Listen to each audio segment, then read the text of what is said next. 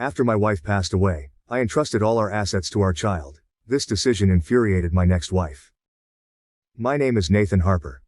My life changed irreversibly 3 years ago when my beloved wife, Emma, passed away unexpectedly. The shock of her death still haunts me, a grim reminder of how quickly and tragically life can alter. We had been together for 20 beautiful years, building a life full of love, laughter, and shared dreams. Emma was my anchor, my confidant, and the mother of our daughter, Lily. Losing her felt like losing a part of myself. Emma was a vibrant, loving woman with an infectious zest for life. She was dedicated to her career as a pediatrician, always putting her heart into helping children.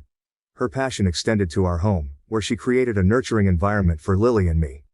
We had met in college, and from the moment we locked eyes, I knew she was the one. We shared countless memories: our first home, the birth of Lily, family vacations, and quiet moments of contentment. Emma had a unique ability to make every day feel special. The day Emma died is etched into my memory with painful clarity, a series of moments that I often replay, wishing I could somehow alter the course of events. It was a typical Tuesday afternoon. Emma had just finished her shift at the pediatric clinic, a place where she poured her heart and soul into caring for children. She called me before leaving, her voice tired but cheerful as she spoke about a particularly challenging case she had handled that day. "I'll be home soon," she said. "Let's have dinner together and maybe watch that movie we've been putting off." I had no reason to think that this would be our last conversation. The accident happened just a few miles from our home. Emma was driving along the familiar route, a stretch of road she had traveled countless times. According to the police report, a large truck had veered out of its lane, crossing the median and colliding head-on with Emma's car. The impact was devastating. The truck driver later revealed that he had fallen asleep at the wheel, a tragic lapse that had catastrophic consequences. I received the call around 5:30 p.m. It was a number I didn't recognize, but something in me sensed that it wasn't going to be good news. The voice on the other end was calm and professional, but the words they spoke shattered my world. "Mr. Anderson, this is Officer Blake from the County Police Department. Your wife, Emma Anderson, has been in a severe car accident. I'm afraid she didn't survive the impact." For a moment, everything around me stopped. The air seemed to thicken, and I couldn't breathe. I heard the officer's voice continuing, explaining the details and asking if there was someone I could call to be with me. But I was numb, my mind refusing to process the reality of what I was hearing. Emma, my Emma, was gone. Just like that, in an instant, our lives were irrevocably changed. I managed to call a neighbor, a close friend who rushed over to be with me. Together, we went to the hospital to identify her body. Seeing Emma there, lifeless and cold, was the most excruciating experience of my life. She looked so peaceful, as if she were merely sleeping, but the reality was far more brutal. The vibrant, loving woman who had been my partner for 20 years was no more. Breaking the news to Lily was a task I wouldn't wish on my worst enemy. She had been at a friend's house, studying for an upcoming exam. I remember driving over, my hands shaking on the steering wheel, trying to hold back the tears that threatened to spill. When she saw me, she knew something was wrong. "Dad, what's happened?" she asked, her eyes wide with fear. I took her hands in mine, trying to steady my voice. "Lily, there's been an accident," I began, my voice breaking. "Mom didn't make it. She's gone." The look of disbelief and anguish on her face will haunt me forever. She collapsed into my arms, sobbing uncontrollably. In that moment, I felt utterly helpless, unable to protect my daughter from the profound pain that had just enveloped our lives. The days that followed were a blur of grief and disbelief. We had to arrange the funeral, a task that seemed impossible in our state of mourning. Friends and family came to offer their condolences, but nothing could ease the ache in our hearts. Emma had been the glue that held us together, and without her, everything felt fractured. Lily struggled immensely. At 15 she was on the cusp of adulthood, but losing her mother thrust her into a world of sorrow and confusion that no teenager should have to navigate. She had been so close to Emma, they shared a bond that was beautiful to witness. Now she was left grappling with an overwhelming sense of loss. She threw herself into her studies, perhaps as a way to keep her mind occupied, but I could see the pain in her eyes, the moments when the weight of her grief would come crashing down. As for me, I was adrift in a sea of sorrow. Emma had been my rock, my confidant, the person I turned to in times of trouble. Without her, I felt unmoored, struggling to find my footing in a world that no longer made sense. The nights were the hardest, lying awake in our bed, the emptiness beside me a constant reminder of what I had lost. Every corner of our home held memories of Emma, from the photos on the walls to the scent of her perfume lingering in the air. People often say that time heals all wounds, but in those early days, I couldn't see how that was possible. The pain was too raw, too all-encompassing. My only solace was in being there for Lily, trying to support her as best as I could. We leaned on each other, our shared grief a bond that both united and tore us apart. Emma and I had often talked about our future and what we wanted for Lily. Although we hadn't formalized it in a will, it was clear to me that Emma intended for Lily to inherit everything we had worked so hard to build. Emma's own parents had left her everything, and she always believed in the importance of leaving a legacy for our daughter. So, when Emma passed away without a will, the legal proceedings divided everything equally between Lily and me. But in my heart, I knew Emma's true wishes. Lily and I supported each other through those dark days, leaning on each other as we tried to find a new normal. Despite her youth, Lily displayed remarkable resilience and strength. She threw herself into her studies and extracurricular activities, perhaps as a way to cope with her grief. I tried to be there for her, to fill the void left by Emma as best as I could. But I knew I could never replace her mother. About a year and a half ago, I met someone new. Jessica. Our meeting was unexpected, one of those serendipitous moments that life occasionally offers.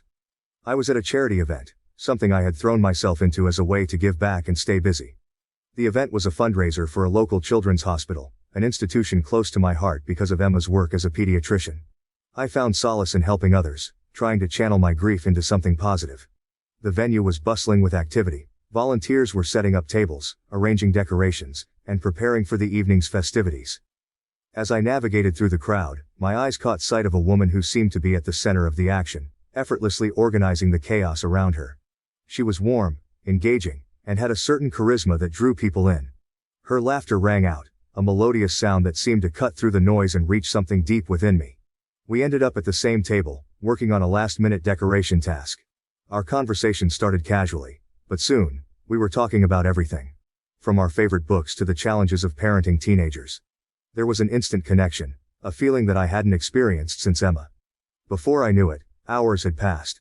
The event came to an end, and as people started to leave, Jessica and I exchanged numbers, promising to keep in touch. Jessica and I started seeing each other regularly.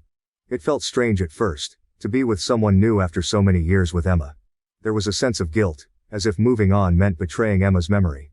But Jessica had a way of making me feel alive again. She brought a sense of hope and possibility back into my life. Her presence was like a gentle breeze that swept away the lingering shadows of grief. Our relationship developed quickly.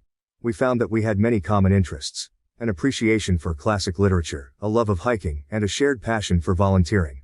Our personalities complemented each other well. Jessica was outgoing and sociable, while I was more reserved and introspective. Her energy balanced my calm, and together, we found a harmonious rhythm. Jessica was understanding and compassionate, especially when it came to my grief over Emma. She never pressured me to move faster than I was ready for, and she listened patiently when I needed to talk about my late wife. Her empathy was a balm to my wounded heart. She understood that Emma would always be a part of my life, and she respected that, never trying to replace her but rather carving out her own unique place in my heart. Jessica had a 17-year-old daughter from a previous relationship, Emily, who was vibrant and full of life. The four of us, Jessica, her daughter, Lily and I, began spending time together as a blended family. Our first outings were simple: picnics in the park, movie nights at home, and weekend hikes. There were initial awkward moments as we all adjusted to the new dynamics, but slowly, bonds began to form. Lily, still grappling with her own grief, found a kindred spirit in Emily. They were close in age and shared similar interests, from music to fashion. It was heartwarming to see them grow closer, supporting each other through the challenges of adolescence. Jessica and I marveled at how well our daughters got along, often finding them lost in conversation or planning their next adventure together. After a year of dating, I proposed to Jessica. It felt right, like a new chapter that I was ready to embrace. The proposal was a simple, intimate affair. I took her to the botanical garden where we had our first official date. As we walked through the blooming flowers, I knelt down on one knee and asked her to marry me.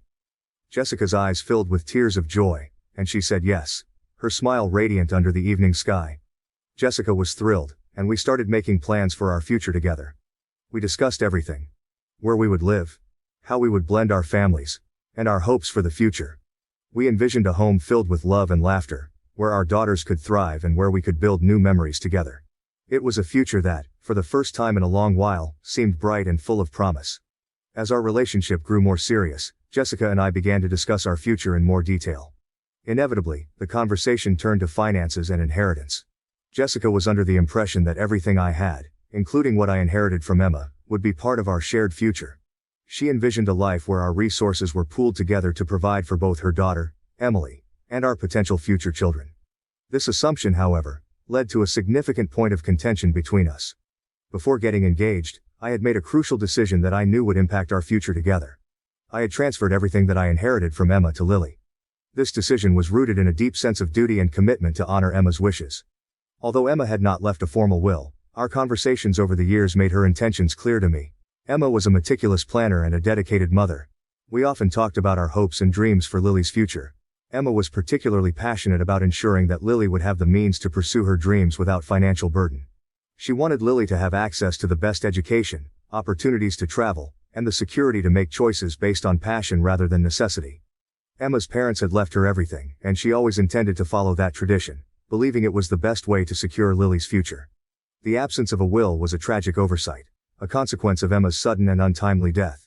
Despite this, I felt a moral obligation to act on what I knew to be her wishes.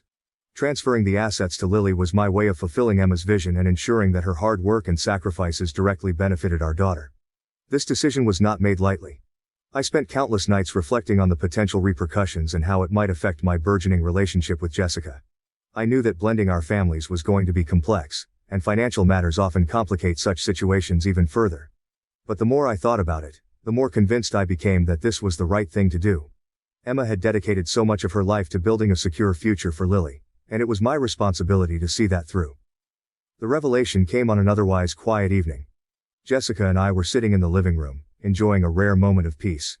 We had been discussing wedding plans and the logistics of blending our families. Amidst the conversation, Jessica brought up the topic of finances, eager to understand how we would manage our resources moving forward. "I think it's important that we start discussing our financial future together," Jessica said, her eyes bright with enthusiasm. "We should talk about combining our assets and making sure that Emily and Lily are both taken care of equally." Her words hung in the air, and I felt a knot form in my stomach. I had been dreading this conversation, knowing it would inevitably lead to the difficult subject of the asset transfer. I took a deep breath, deciding that honesty was the only way forward.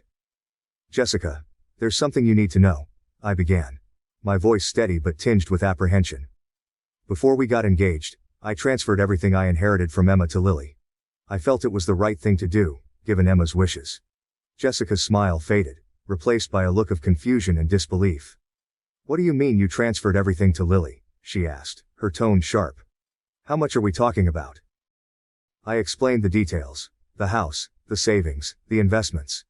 Everything that Emma and I had worked for, I had ensured would go to our daughter. As I spoke, I could see the realization dawn on Jessica, her eyes narrowing and her lips pressing into a thin line. "So, you're saying that everything Emma left you is now in Lily's name?" she asked, her voice rising. "How could you make such a huge decision without discussing it with me first?" "I did it because it's what Emma would have wanted," I replied, trying to keep my voice calm. "She always intended for Lily to inherit everything. I felt it was my duty to honor her wishes." Jessica stood up, her hands clenched into fists. "And what about our future? What about Emily? Did you even consider us?" She felt blindsided and betrayed, believing that I had acted unilaterally without considering our shared future. Her anger and disappointment were palpable. Jessica argued that our marriage should mean sharing everything, including financial assets, and that by transferring everything to Lily, I was excluding her and Emily from our future plans. I tried to explain my reasoning to Jessica, hoping she would understand the depth of my commitment to honoring Emma's legacy. I told her about the conversations Emma and I had, the dreams we had for Lily, and the profound responsibility I felt to uphold those dreams. I emphasized that this was not a reflection of my feelings for Jessica or her daughter, but rather a fulfillment of a promise I made to Emma, even if that promise was never formally documented. Jessica's perspective was different. She saw the transfer as a barrier to our future, a sign that I was not fully committed to our new family. She felt that her daughter and any future children we might have were being unfairly excluded from resources that could benefit everyone. Her arguments were passionate and heartfelt, underscoring her desire to build a life together based on mutual support and shared responsibilities. The situation put me in a difficult position. On one hand, I understood Jessica's point of view. She wanted to ensure that our blended family operated as a cohesive unit, with no distinctions between my assets and our assets. On the other hand, my obligation to Emma's memory and Lily's future weighed heavily on my heart. Emma had been my partner in every sense of the word, and her wishes were a guiding force in my decision-making process. I also considered the implications of merging everything too quickly. Jessica and Emily were relatively new additions to our lives, and while my feelings for them were genuine and strong, the circumstances of the inheritance were unique. Emma's contributions were significant, and I felt it was premature to merge those assets without ensuring that Lily's future was secure. This was not just about money, it was about respecting the legacy of a woman who had given so much to her family. The decision to give everything to Lily was also about fairness. Lily had lost her mother, and no amount of money could ever compensate for that loss. But ensuring she had the financial stability to pursue her dreams, go to college, and start her adult life with a safety net was something I could do for her. It was my way of trying to make things right in a situation where so much had gone wrong. Navigating this complex situation has been challenging. Balancing my love for Jessica, and my commitment to honoring Emma's legacy is a delicate act. I want to build a future with Jessica, but not at the expense of disregarding what Emma and I had envisioned for our daughter. This tension has forced me to reflect deeply on my values, responsibilities, and the kind of legacy I want to leave behind for both Lily and any future family. As I stand at this crossroads, I am determined to find a solution that respects both my past with Emma, and my future with Jessica. It's not an easy path, but I believe that with understanding, compassion, and clear communication, we can navigate through this and find a way forward that honors everyone involved. Thank you for watching. If you haven't subscribed yet, please do so and hit the notification bell to stay updated with more shocking real-life stories happening around you.